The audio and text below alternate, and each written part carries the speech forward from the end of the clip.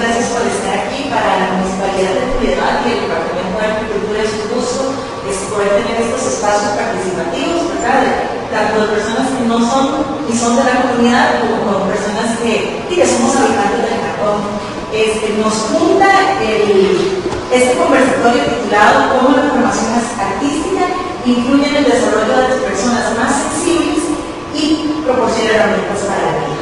La idea de este conversatorio nació de un evento para Lidia con unas estudiantes de ballet en Gracias, que estaba lloviendo horrible, ¿verdad?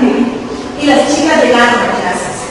Y entonces, a partir de ese comentario, como que nos encendió como la llamita de pensar en ese compromiso que genera una actividad artística, porque no hay puntos, no hay notas, no corresponde a una cosa académica, ¿verdad? Donde hay que cumplir, sino que es algo que uno va porque se le llega a la vida de todo lugar. Y que estas chicas que bajo la lluvia llegaron empapadas a la clase, ¿verdad? Bien podrían haberse quedado en sus casas sin justificar ni porque está lloviendo mucho, ¿verdad?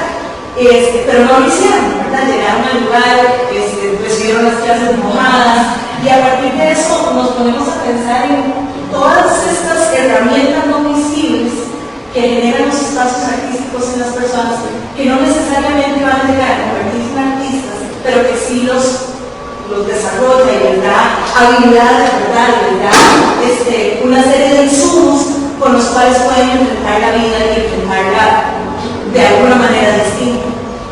A partir de eso se nos ocurrió entonces pensar en personas que habían tenido una formación artística durante su niñez o su adolescencia, pero que no son artistas en su profesión de adultos, ¿verdad? Y conversar un poquito con ellos y ellas para poder darnos cuenta de ese bagaje, más allá de lo técnico, ¿verdad? Más allá de aprender la punta, o saber pararse en un escenario o agarrar un instrumento, ese otro montón de bagajes que quedan dando vueltas, que no son tangibles, pero que son importantes y que de alguna manera les influyó, ¿verdad? Y les influye, creo que todavía en su formación, no solo profesional, sino como seres humanos. Entonces, esa es la razón por la que estamos aquí. Los vamos a presentar con nombre y apellido nada más, porque ellos van a tener un momento para presentarse. Tenemos a la ingeniera Paula Camacho, que también es la vicealcaldesa de Piedad. Es la licenciada Marcela Segura y el doctor Yetro Macías Delgado. Vamos a dar a continuación un espacio para que cada uno de ellos y ellas converse un poquito de cuál fue su formación artística y cuál es su profesión actual. No sé quién quisiera empezar. El tema del arte en mi vida inicia muchísimos años antes de que yo naciera. Una pareja de novios va al Teatro Castella a ver una obra de teatro, una presentación que se estaba dando, y se prometen que si en algún momento de su vida tienen hijos, ellos van a encontrar el arte de sus hijos. Dios los bendijo con 4 hijos, yo soy la cuarta de ellos, y resulta que todos nos dedicamos a lo mismo. Me acuerdo que a mis hermanas, a la constitucional, yo trabajaba en el ICE como abogada y mi hermano privado, ¿verdad? Pero entonces ese sueño de mis padres se cumple, así que mis padres ingresan al Castella con su primera hija en 1977, por ahí, cuando había preescolar en el Castella, y termina conmigo en el 2001. Todo ese tiempo acompañado de don Arnoldo, que era pues en realidad a nivel del arte en Costa Rica un referente muy grande. Era mi familia, entonces siempre estuvo rodeada de arte, de música, de cuadros, o sea, era algo que fue parte de nosotros y nos hizo quienes somos nosotros, ¿verdad? Actualmente, bueno, en Castella uno en realidad pasa por todo, ¿verdad? Desde el primer grado es obligatorio llevar todos los tipos de arte, ¿verdad? De danza, teatro, y es hasta 9º año que uno elige ya cuál va a ser como su profesión principal. Yo elegí el teatro, eso fue lo que me gustó. Diría que actualmente no hago teatro, pero en realidad sí hago teatro porque yo asisto a juicios y yo me tengo que aprender un guión, tengo que pretender, tengo que hacer creer. El teatro en realidad me ayudó para modular la voz, para que yo pueda hablar. Tengo pánico escénico cada vez que entro a un juicio, ¿verdad? No sé qué va a decir en la parte contraria, entonces tengo que improvisar todos los días a cada momento de mi vida. Entonces, en realidad, ser abogada para mí es hacer cada minuto y cada día. Bueno, ¿me puedo continuar si quieren? Bueno, mi historia artística también empieza atrás, empieza con mis papás. Mi mamá, ella es, bueno, me tocó ballet, pero ella es bailadora de flamenco. Lo hice por mucho tiempo, hasta que ya, bueno, con las cosas de la vida, ¿verdad? Lo hacen a uno salirse del arte que tanto ama. De hecho, pues sigue ella hasta como ya yo estaba hablando cuando todavía se presentaba y ya me generaba como esta ansiedad de hacerse grande y presentarse en escenarios. Mi papá es karateca, que igual es un arte marcial, entonces cuando yo crecí también en un ambiente donde el arte era parte de las disciplinas o de las cosas que había que aprender, que no era necesariamente solo académico, o sea que eso no te forma únicamente académico, no te forma para la vida. Me metieron a ballet pequeñita, como para experimentar, a ver si me gustaba, ¿verdad? Porque era lo que mi mamá en algún momento hizo, y me encantó.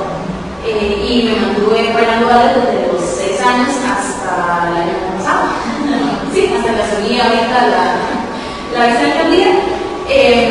Durante ese tiempo hubo una parte muy significativa de formación en la que yo me quise dedicar a ballet.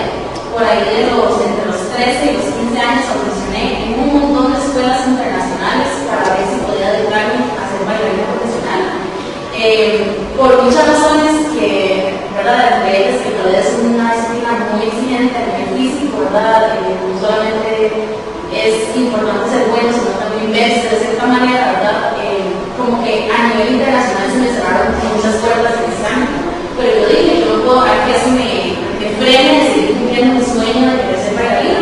Entonces continué siendo o participando en todas las cosas que podía a nivel nacional. Entre esas, bueno, participé ya creo que más de 7 veces en Castanueces, que tal vez algunos ya no han ido a ver en el Teatro Nacional. Y bueno, en general me he mantenido muy cerca del arte. En el 2014, yo tenía más de 10 años, como 22 años, me ofrecieron ser asistente de profesor y empecé mi formación como profesora de ballet. Me formé con profesores internacionales que certifican a profesores en enseñanza y fui profesora durante 9 años hasta el año pasado. Ya cuando uno cambia, digamos, a ser profesor, varía un poquito la participación que uno tiene en el arte, ¿verdad? Porque ya no es solamente yo presentándome y haciendo el arte, sino también ahora es tratando de transmitir todas las cosas positivas que el arte hizo en mí, en otras personas que van generando una nueva pasión. Es como hacer entender a generaciones más jóvenes que el arte les puede otorgar un montón de cosas a largo plazo, ¿verdad? Que son positivas y cómo esa pasión se puede mantener inclusive a la actualidad. Ahorita me pasa que cuando voy a ver las obras de ballet de mis alumnas actuales siempre yo, porque esa es la nostalgia de cuando bailaba, ¿verdad? Y el cuerpo cambia, ¿verdad? Ya va a ese tiempo diferente, entonces sigo yendo a clases, practicar, ya por un tema también de mantener esa parte que siempre es muy importante en mi vida. Ya no hacer todo para hacer una carrera como bailarina, porque ya la tuve, pero sí porque siento que es algo que nunca voy a poder dejar de un lado. Sí, sigue siendo influyente como usted. Bueno, como dijo Ana, yo soy doctor, pero voy a usar las carreras que me quedan para trabajo. Pero como dice un doctor de verdad, no es filosofía. No se voy a descubrir las cosas. Soy doctor de filosofía, soy catedrático de filosofía. Estudié 12 años de filosofía, ahora estaba pensando y yo que me gustaría hacer 5 hermanos en el trabajo. Pero 13 años estuve en el programa juvenil de la República Dominicana. Podría decir que primero estuvo mucho más marcado por mí que por la filosofía. Todavía me recuerdo en 1984 cuando mi madre me llevó a un edificio que había trasladado a San José, donde estaba ahí la segunda comunidad, cuando se decían a mí, y el impacto que tuvo en mí ver un niño tocando violín, el instrumento, los papás como niños, sentí una emoción de quiero estar acá, ¿verdad? Y bueno, entré y me embarqué en esa formación tan rigurosa, ¿verdad? La formación en música clásica, ¿verdad?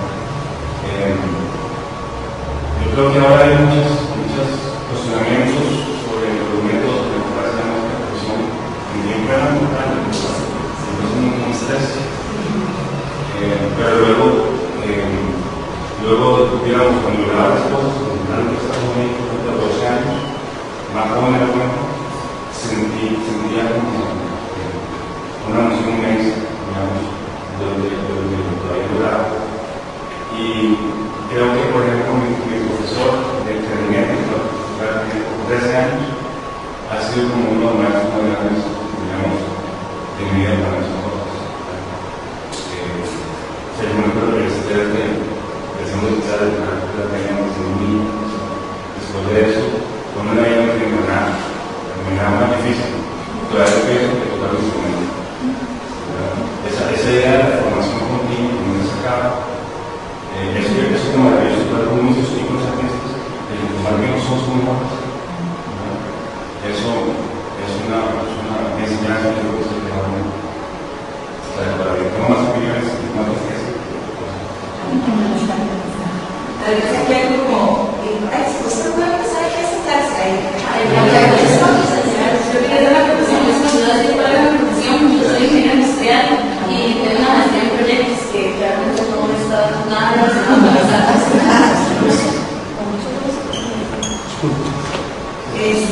Algo importante de rescatar de lo que acabamos de escuchar me parece que es la necesidad de seguir, ¿verdad?